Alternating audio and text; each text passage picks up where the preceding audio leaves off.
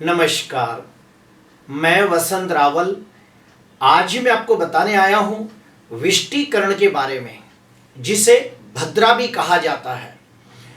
ज्योतिष शास्त्र के अंदर पंचांग का बहुत ज़्यादा महत्व होता है और पंचांग के 5 अंग होते हैं: तिथि, वार, नक्षत्र, योग और करण।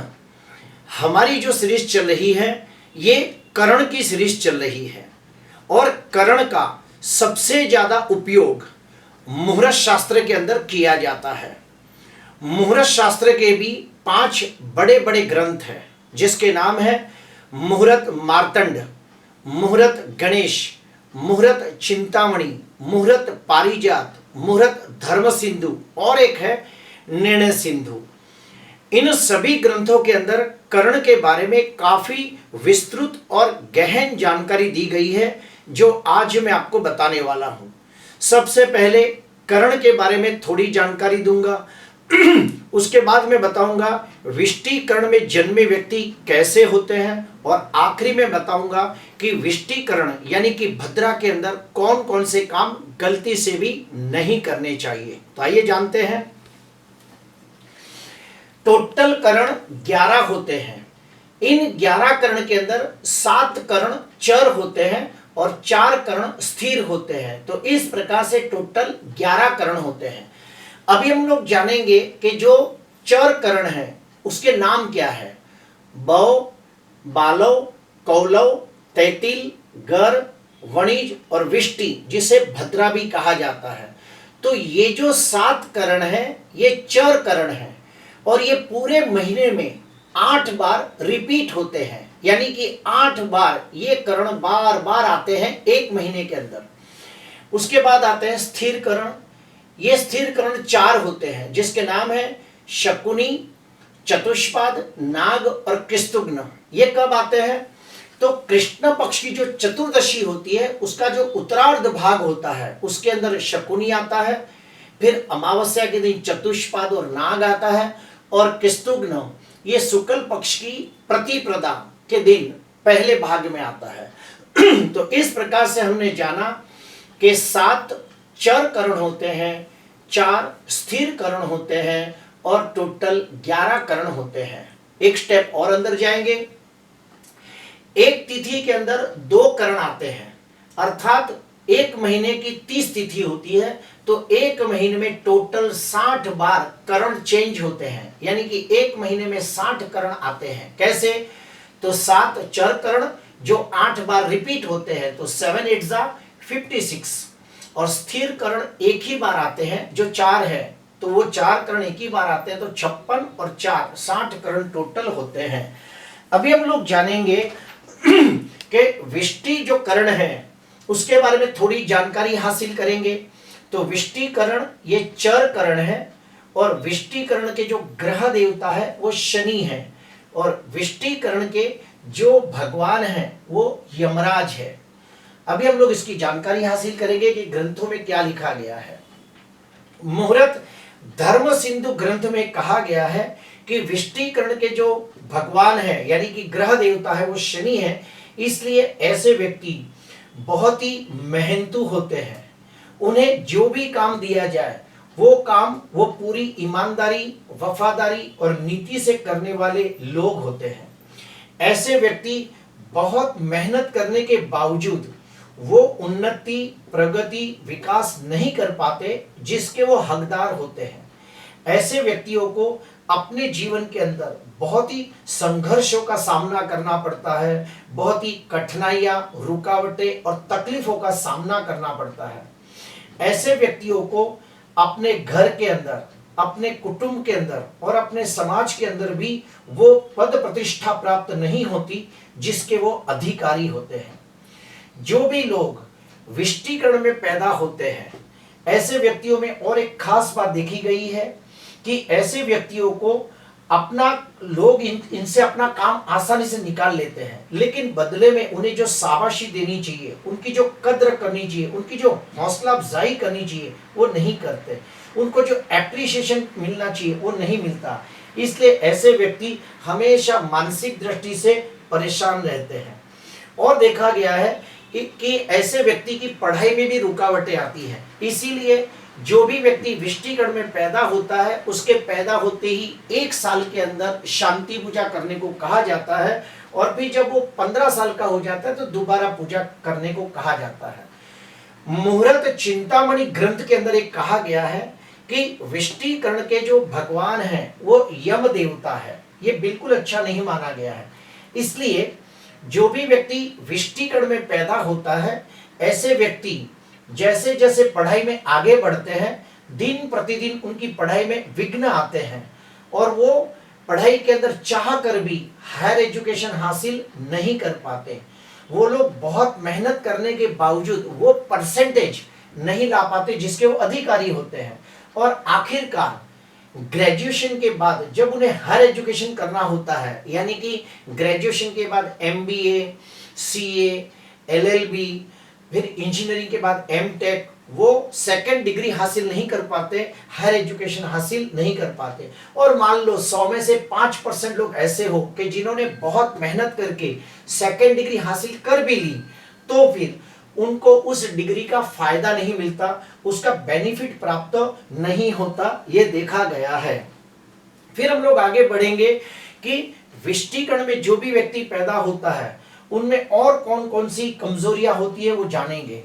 तो अगर किसी लड़की का जन्म विष्टिकर्ण में हुआ हो तो ऐसी लड़कियों को हमेशा पेट का दर्द लगा रहता है, और जीवन के अंदर 1 या 2 बार उसे पेट का ऑपरेशन भी आता है। अगर किसी लड़के का जन्म विष्टिकर्ण में हुआ है तो ऐसे व्यक्ति के स्वभाव में जिद, हट, गुस्सा, चिड़चिड़ ज्यादा होता है, और फिर 40 साल के बाद वो लड़का जैसे जैसे आगे बढ़ने लगता है उसको पेट से लगती बीमारियां होने लगती है, यानी कि गैस ट्रबल, एसिडिटी, कब्जियत, कॉन्स्टिपेशन, ये सब उसे पेट का प्रॉब्लम हमेशा बना रहता है और वो आखिरी तक रहता है। जो भी व्यक्ति का जन्म विष्टिकर्ण में हुआ है उसमें और एक देखा गया है कि उनका भाग्योदय जन्म स्थान से दूर जाने से होता है, और उनके स्वभाव के वजह से उनके करीबी लोग भी उनसे थोड़ी दूरी बनाकर रखते हैं। मुहूर्त गणेश के अंदर ये कहा गया है, यानी कि मुहूर्त गणेश ग्रंथ के अंदर ये कहा गया है कि जो भी व्यक्ति विष्टिकर्ण में पैदा होता है ऐसे व्यक्ति का जीवन बहुत ही संघर्ष में रहता है। वो लोग आर्थिक दृष्टि से वो उन्नति, प्रगति, विकास नहीं कर पाते जो उन्हें करना चाहिए, और उन्हें लोग भी उस प्रकार से अप्रिशिएट नहीं करते जो उन्हें करना चाहिए। अभी हम लोग जानेंगे कि विष्टिकर्ण यानी कि भद्रा के अंदर आप कौन कौन सा काम न करें।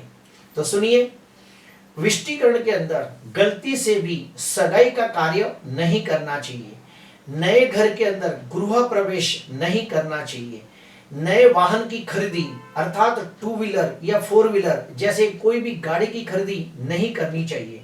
विष्टिकर्ण के अंदर यानी कि भद्रा के अंदर ऑनलाइन एग्जाम गलती से भी नहीं देनी चाहिए।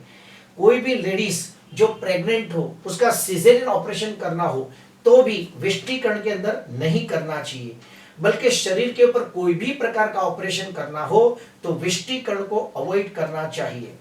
देश विदेश की यात्रा का शुभ आरंभ नहीं करना चाहिए। रक्षाबंधन के अंदर राखी को भी नहीं बांधना चाहिए। कोई मंदिर की प्राण प्रतिष्ठा हो तो उसके अंदर मूर्ति की प्राण प्रतिष्ठा भी भद्रा के अंदर यानी कि विष्टिकर्ण में नहीं करनी चाहिए। क्यों? क्योंकि विष्टिकर्ण के भगवान है यमराज और ग्रहों में है शनि, तो ये बिल्कुल अच्छा नहीं माना गया है। इसीलिए ज्योतिष शास्त्र के अंदर जो टोटल 7 करण हैं उन 7 करण के अंदर आखिरी करण है विष्टिकर्ण, जिसे भद्रा भी कहा जाता है, और ये बिल्कुल अच्छा नहीं है। तो याद रहे, अगर कोई भी लड़का या लड़की उसका जन्म विष्टिकर्ण में हुआ हो तो पैदा होते ही 1 साल के अंदर विष्टिकर्ण शांति पूजा अवश्य करनी चाहिए, और फिर वो बच्चा जब 15 साल का हो जाता है तो विष्टिकर्ण शांति फिर से एक बार रिपीट करनी चाहिए। न की जाए तो 3-4 प्रकार के प्रॉब्लम होते हैं। पहला, उनकी पढ़ाई के अंदर बहुत सारी दिक्कतें आती है और पढ़ाई आधी अधूरी छूट जाती है, हायर एजुकेशन नहीं होता। अगर कोई लड़की हो तो उसको पेट से लगती तकलीफें होती है और जीवन में 1 या 2 बार पेट का ऑपरेशन आता है। कोई लड़का हो तो उसकी भी पढ़ाई में तकलीफें आती है, उसके स्वभाव में जिद गुस्सा बढ़ता है और 40 साल के बाद भी उसके पेट के अंदर कोई ना कोई बीमारियां होती है। अभी हम लोग जानेंगे ये विष्टिकण की शांति पूजा कैसे करनी चाहिए। तो सुनिए, सबसे पहले आपको किसी कर्मकांडी विद्वान ब्राह्मण के पास जाना होगा और उन्हें पूछना होगा कि विष्टिकरण कब आने वाला है। जिस दिन विष्टिकरण आता हो उसी दिन आपको विष्टिकरण की शांति पूजा करनी चाहिए। नंबर 2, ये पूजा घर में गलती से भी नहीं करनी चाहिए। घर से 15-20 किलोमीटर दूर किसी मंदिर में जाके ये पूजा करनी चाहिए। और अगर वो मंदिर शिव जी का हो, दुर्गा माता का हो, अंबिका माता का हो, कालिका माता का हो तो बहुत ही अच्छा माना जाता है। फिर और एक स्टेप अंदर जाते हैं, ये पूजा किसी विद्वान कर्मकांडी ब्राह्मण के हाथों से ही करनी चाहिए। अब ये पूजा कैसे की जाती है, उसमें क्या क्या विधि विधान होता है वो भी मैं आपको बताना चाहता हूं। सबसे पहले गौ मुख प्रसव शांति की जाती है, यानी कि गाय के मुख से फिर से जन्म। गौ यानी गाय, मुख यानी मुंह, प्रसव यानी कि डिलीवरी। तो गाय के मुख से दोबारा जन्म किया जाता है, जिसे हम लोग कहते हैं गौ मुख प्रसव शांति। ये विधि करते समय कम से कम आधा घंटे का समय लगता है और उसमें पंडित जी कुछ खास वैदिक मंत्रों का उच्चारण करते हैं। उसके बाद पूरी पूजा होती है, संकल्प लिया जाता है। संकल्प में उनके खानदान का नाम, उनके गोत्र का नाम लिया जाता है, कौन सी पूजा कर रहे हो ये सब बोला जाता है। उसके बाद दीप पूजन, फिर गणपति बापा की पूजा, कलश पूजन, पुण्यवाचन, मातृका पूजन, नवग्रह पूजन, नक्षत्र पूजन, ये सब पूजन किया जाता है। उसके बाद जो करण है उसके भगवानों की पूजा की जाती है। तो विष्टिकण के भगवान कौन है? यमराज है, तो यमदेव की पूजा की जाती है। विष्टिकण के ग्रह देवता कौन है? शनि, तो शनि की खास पूजा की जाती है और रुद्र की पूजा की जाती है। रुद्र, शनि और यम, इन तीनों की खास पूजा करनी चाहिए। ये पूजा हो जाने के बाद फिर होम हवन यज्ञ होता है। ये हो जाने के बाद उसके बाद 27 वनस्पतियों को तोड़ के पानी में उबाल कर, वो पानी को थोड़ा ठंडा होने के बाद बच्चे के ऊपर अभिषेक किया जाता है। वो अभिषेक करने का भी एक पद्धति है। एक मटके के अंदर 27 खड्डे किए जाते हैं। क्यों? क्योंकि 27 नक्षत्र होते हैं, 27 योग होते हैं। तो उसी प्रकार एक मटके के अंदर 27 खड्डे किए जाते हैं और उस मटके के अंदर पानी डाल के उसकी जो धाराएं निकलती है वो धारा से अभिषेक किया जाता है। उसके भी कुछ खास वैदिक मंत्रोच्चार होते हैं, अभिषेक मंत्रों से बोलते हैं। वो अभिषेक मंत्र होने के बाद फिर बच्चा और उसके माँ बाप एक छाया पात्र के अंदर अपना मुंह देखते हैं। अभी छाया पात्र क्या होता है?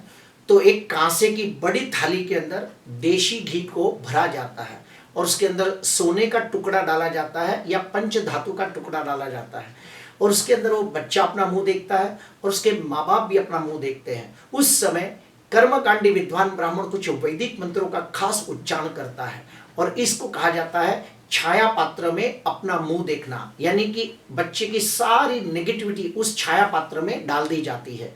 फिर वो तेल को किसी पीपल के झाड़ के नीचे डाल देना चाहिए और आखिरी में अपने वस्त्र चेंज करके ब्राह्मणों के आशीर्वाद लेके, ब्राह्मणों को दान दक्षिणा देके वो अपने घर पे आना चाहिए। तो ये पूरा विधि विधान है। प्रिय दर्शकों, टोटल 11 करण है, लेकिन 11 करण के अंदर जो सबसे खतरनाक करण है वो विष्टिकरण है, जिसे हम भद्रा भी कहते हैं। और इस भद्रा के अंदर कोई भी शुभ कार्य गलती से भी नहीं करना चाहिए। और अगर किसी का जन्म विष्टिकरण में हुआ हो तो उसके पैदा होते ही 1 साल में उसकी पूजा 15 साल में अवश्य करे, तो उसका बहुत अच्छा लाभ मिलता है। आज के लिए बस इतना ही। आपको अच्छा लगा तो जरूर लाइक करना, सब्सक्राइब करना। नमस्कार।